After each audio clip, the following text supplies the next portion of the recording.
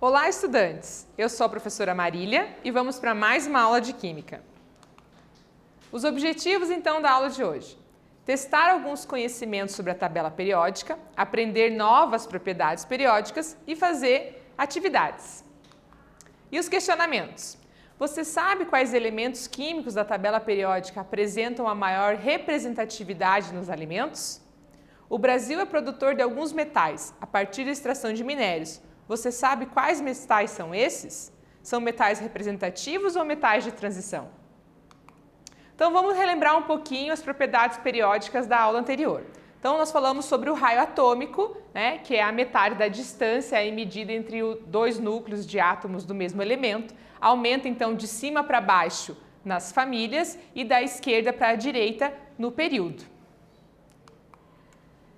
A energia de ionização, então, que é a energia mínima necessária para retirar um elétron de um átomo, que aumenta de baixo para cima nas famílias ou grupos e da esquerda para a direita nos períodos. Então, a energia necessária para retirar um átomo. Então, quanto menor for o raio atômico, maior a energia que vamos estar precisando para retirar. E aí a gente tem o hélio ali como nosso elemento de maior energia de ionização.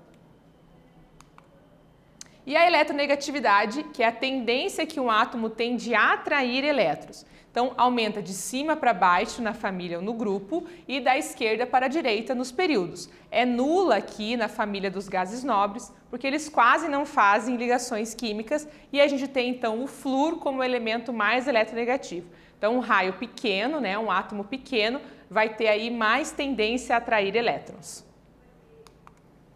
Vamos fazer a atividade 1? A partir dos conhecimentos adquiridos sobre a tabela periódica, você sabe dizer quais elementos químicos da tabela periódica apresentam a maior representatividade nos alimentos? Agora é com vocês.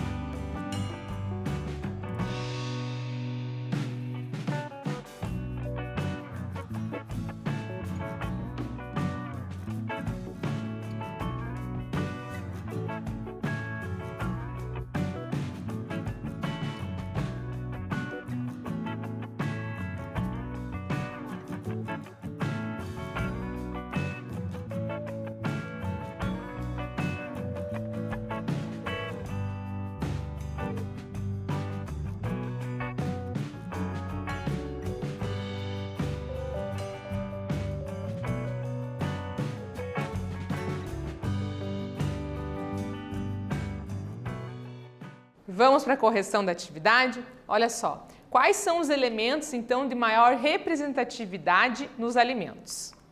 Os elementos mais comuns em alimentos e suplementos alimentares são o cálcio, cloro, cobre, cromo, ferro, fósforo, iodo, magnésio, molibdênio, potássio e zinco, pois são elementos responsáveis pela formação de incontáveis substâncias que estão presentes para o crescimento e sobrevivência dos seres humanos.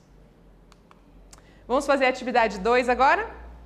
Quais metais o Brasil produz a partir da extração de minério? São metais representativos ou metais de transição? Agora é com vocês.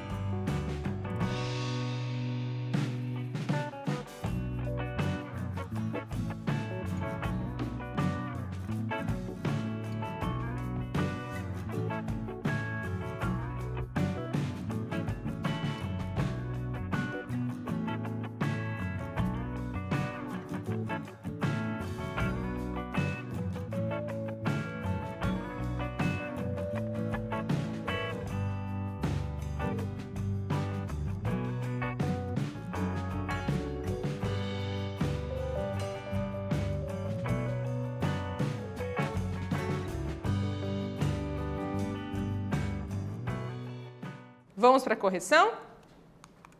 Então, o Brasil é dono de uma infinidade de riquezas naturais. Dentre elas, destacam-se as jazidas de minérios, sendo produtor principalmente de ferro, que é um metal de transição, do manganês, que também é metal de transição, o nióbio, metal de transição, e a bauxita, que é o minério do alumínio, que é um metal representativo.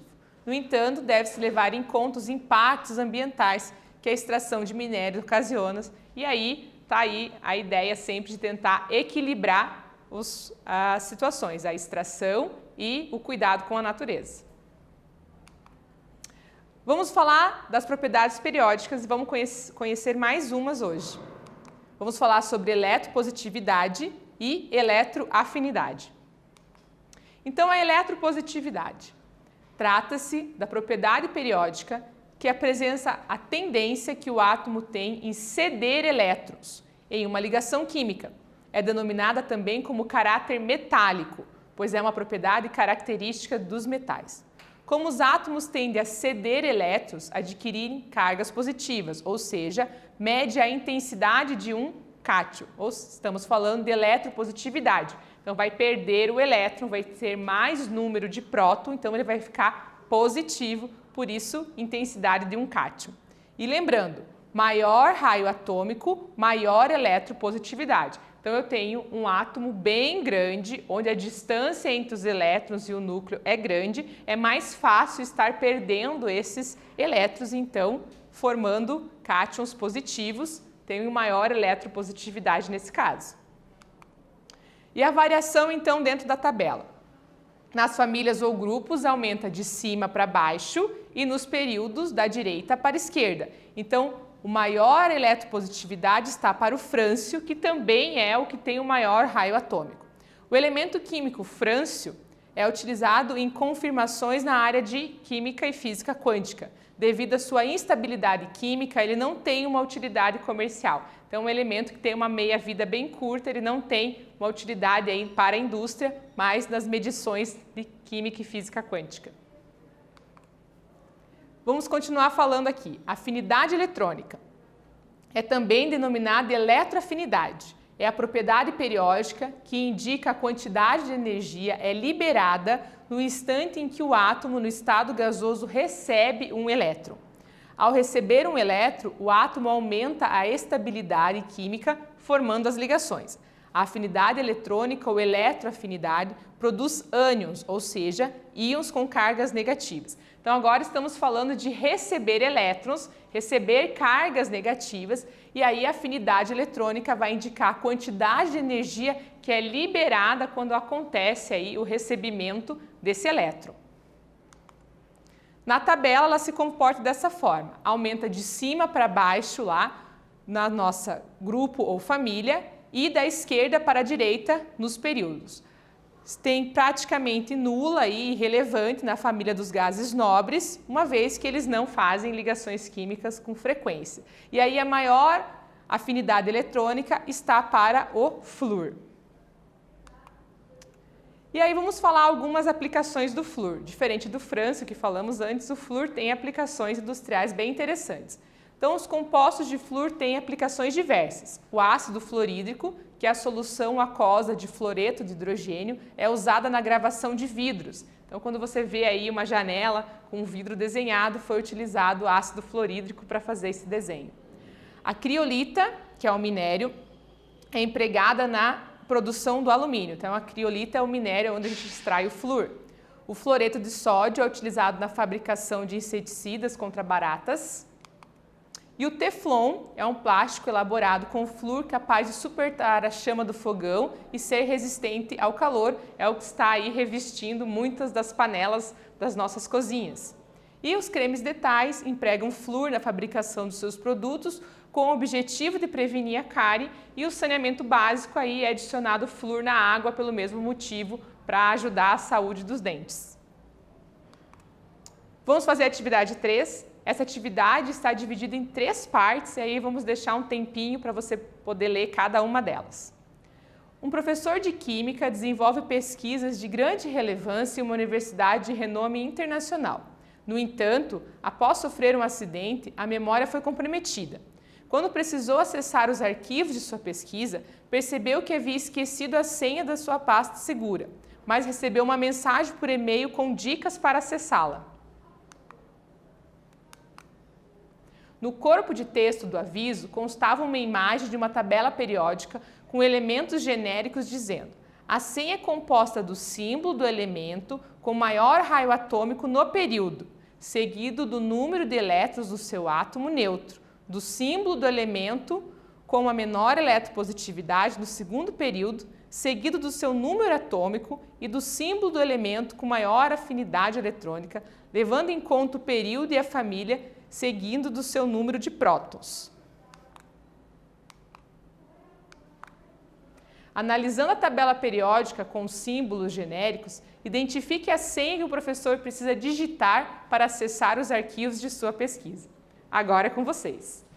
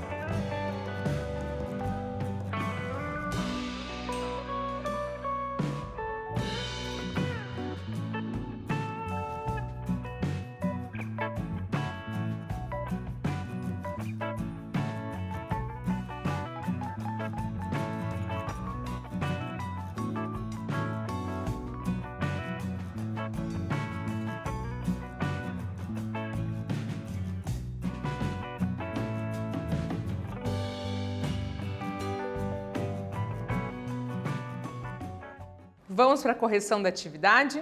Olha só. A senha que o professor deverá digitar é Ca20C6P15. O maior raio atômico no período é o X, que é o Ca ali, o cálcio. O menor eletropositividade no segundo período é o Y, que é o carbono. E a maior eletroafinidade nessa tabela de número atômico ali é o P, seguido pelo número atômico ou número de elétrons. Lembrando que o número atômico é igual ao número de prótons e se é um átomo neutro vai ser igual ao número de elétrons. Então o P ali representa o fósforo e é 15 o seu número de elétrons, porque estamos falando de um átomo neutro. E essa é a senha que o professor precisa digitar para acessar a pasta secreta. Vamos pensar um pouquinho sobre a aula de hoje. Então, aqui no QR Code tem uma reportagem falando o seguinte, ó, ilustradora transforma os elementos da tabela periódica em personagens. As características de cada elemento foram a base para se definir a estética e as especificidades dos personagens. Entre carbono, alumínio, cobalto, cálcio e hidrogênio, 112 elementos da tabela periódica foram desenhados por Casey.